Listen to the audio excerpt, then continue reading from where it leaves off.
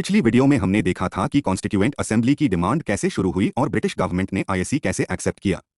लेकिन अब सबसे इंपॉर्टेंट सवाल, कॉन्स्टिट्यूएंट असेंबली बनी कैसे, इसमें कितने मेंबर्स द, किसने इलेक्शन जीता और प्रिंसली स्टेट्स का क्या रोल था। आज इसी सब को चैप्टर 2 के नेक्स्ट पार्ट में डिटेल में समझेंगे। अब बात करते हैं कॉन्स्टिट्यूएंट असेंबली की कॉम्पोजिशन की। नवंबर 1946 में कैबिनेट मिशन प्लान के अनुसार कॉन्स्टिट्यूएंट असेंबली बनाई गई। इस असेंबली की टोटल स्ट्रेंथ 389 मेंबर्स रखी गई।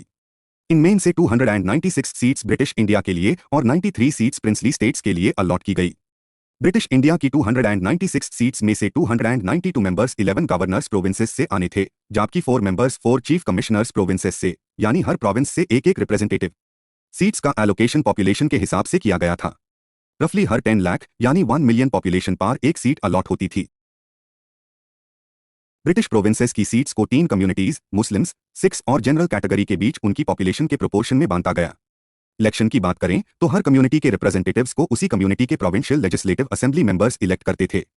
Election proportional representation by single transferable vote यानी एसटीवी सिस्टम के थ्रू होता था।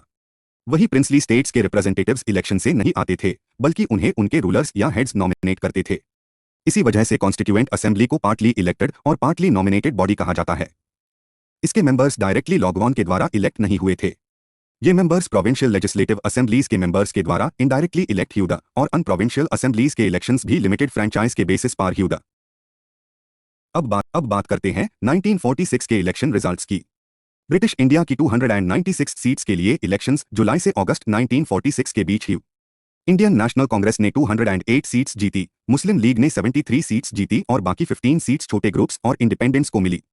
जो 93 सीट्स प्रिंसली स्टेट्स के लिए अलॉट की गई थी, वो शुरू में फिल नहीं हो पाई क्योंकि प्रिंसली स्टेट्स ने कॉन्स्टिट्यूएंट असेंबली से दूर रहने का फैसला किया। सबसे इंटरेस्टिंग बात यह है कि कॉन्स्टिट्यूएंट असेंबली अडल्ट फ्रेंचाइज के बेसिस पर डायरेक्टली इलेक्ट नहीं हुई थी, फिर भी इसमें इंडियन सोसाइटी के लगभग हर सेक्शन का रिप्रेजेंटेशन था।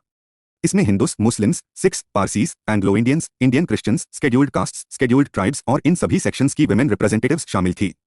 और आखिर में एक favourite exam fact, constituent assembly में उस समय के लगभग सभी बेड लीडर्स मौजूद थे, लेकिन महात्मा गांधी इस असेंबली के मेंबर नहीं थे।